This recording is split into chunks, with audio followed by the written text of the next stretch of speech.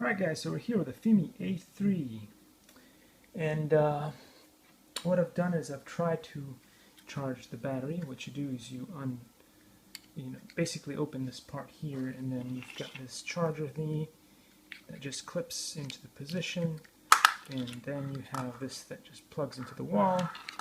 Pretty simple stuff. So we'll just do this and dunk this into the position. Alright, so it's very important to notice that this part is going to be upward as you plug it into the drone. I don't currently have a micro SD card, but we'll just do that for now. See what happens. I'm not putting the propellers on because I don't know what's going to happen with that. I'm just going to grab the remote itself, which is this funny looking thing here that looks like an old what was it?